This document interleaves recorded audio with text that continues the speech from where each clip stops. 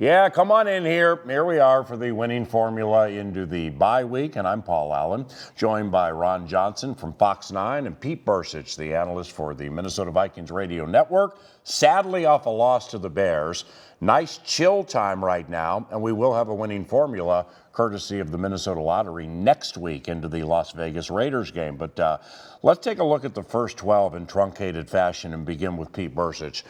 Out of the off week, the bye week, what are some things this team can do to maybe rattle off 5 wins or win 4 of their final 5? You know, it's not as complicated as we want to make this. It's really pretty simple.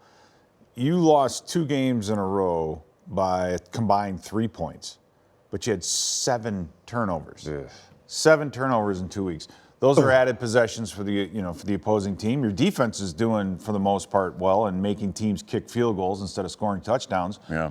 So just give them less possessions, and that's really what you have to dig into is the cause of those issues. Whether it's timing on a play, whether it's just guys, ball security. It could be that simple.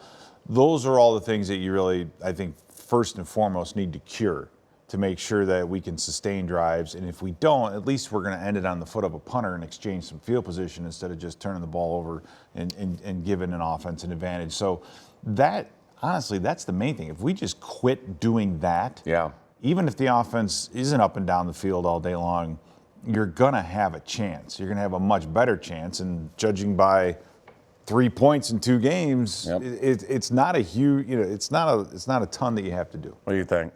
Yeah, I mean, well, there's a movie called The Program, and the running back fumbled to start off the season, and they made him carry a football to practice every day and to class, and if he didn't bring it back to the coach, he was going to have to run.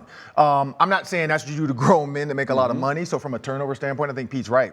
There has to be some conversations about ball security. I know PJ Fleck says the ball is the program. I don't know if words work, but you have to figure out a way to not turn the ball over. If you cut them in half, you probably have 3 more wins on this record right now if you cut them in half. Yeah. They're on pace, take and give combined, 57 total, which would be one of the top 10 in NFL history. I think the most is like 62 by like the 1961, I think, Broncos or something like that. And so that's historically bad to have that many turnovers. So how do you cut it out? Pete's right, the timing. Yeah. Josh Dobbs hasn't had a lot of time with these receivers in breaking routes. When do you throw it? When do you not throw it? When do you wait for it to come out? So little things like that, I think that's it. And then Pete is right. It's simple. You got the Raiders, you got the Bengals, you got the Lions twice, and the Packers. I think you can split with the Lions. You should be able to beat the Packers, Bengals, and Raiders. But it's going to come down to turnovers. Yeah. I think that's the biggest key when you look at those teams. And the Lions showed they are beatable by the way they played against the Packers. And the first game against the Lions is the key, because that second game, if they're in those, if their position, however they end up, they can't gain anything. Right. Then they might sit a bunch of people. Yeah. So that last game in Detroit could be, might play them 3 times. Right. And so there's the main thing are the two AFC games, and then having to, beating Green Bay ends up being the big one. Well, let's keep the main thing, and that is the Minnesota Vikings defense, because through all of the quarterback turmoil and switching and flipping and injuries and everything, the Minnesota Vikings defense has done some really good things. So through 12 games, Pete, we begin with you. Overall, what do you like about the defense, and what do you think can be good moving forward? Well, here's the thing. If you would have shown me that roster that we went into the game with last night and said, this is the roster you're going to have in Week 12, and oh, by the way, you're not going to give up a touchdown. Yeah. And it's amazing to me. I think categorically, from soup to nuts, everybody is playing better. Danielle Hunter's in a free agent year, so your superstars are playing better. You got guys like Josh Metellus, who has become an unbelievably impactful player. Sheldon Day may have had the greatest game of his career. You're absolutely right. You have Ivan Pace Jr., undrafted rookie free agent, right? You have undrafted rookie free agents playing all over the place, and everybody's contributing. So I don't think you could ask much more defensively out of what we've seen already. Some things they can do better, absolutely. Yeah. I think getting Caleb Evans back is going to be really a big thing. For the last stretch of the last 5 games that this team plays.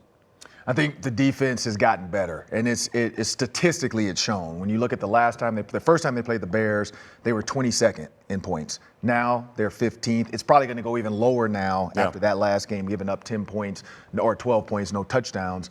And so with this defense, what I've seen is growth. You look at what Brian Flores is asking of them, and from the Bears game, you could see that the Bears figured out what Brian Flores was going to do. On third in certain situations, he was going to go zero blitz. And the Bears kind of told Justin Fields to just step back 3 or 4 more steps and let somebody come open. There was a lot of late release routes. And so I think moving forward, he's going to have to play a little bit more chess, right? Last night, it felt like with the game, the Bears, it was just all knock the door down. I'm going to kick the door in. I think this defense is really good. And Pete's right. Nobody could have guessed the roster, what it would look like right now, but Ivan Pace has shown. So if you can get back a healthy Jordan Hicks, you can get some of these other pieces back in Asamoah, and Caleb Evans for sure shows his height. Marcus Davenport, his height though with a Caleb Evans. That's what's needed sometimes too in some of these pass breakups. You don't always need an interception. This is the same group that was 31st in the league last year. Yeah, Mostly. You've added Mekhi Blackman in the draft. You've Murphy. added, Jaquelin, Roy. And Davenport. Other than that, Byron Murphy Jr. Yeah, this is the same. And, you trade him for Patrick Peterson, but this is pretty much the same group, and the results are way better. Football fans, you hit the lottery with these elite football minds, Pete Bercich and Ron Johnson, and I'm Paul Allen. Minnesota Lottery, thank you very much for the sponsorship. And the next winning formula, we'll be analyzing what we hope is a victory over the Las Vegas Raiders, and maybe we can even get Pete to do the gritty in Sin City.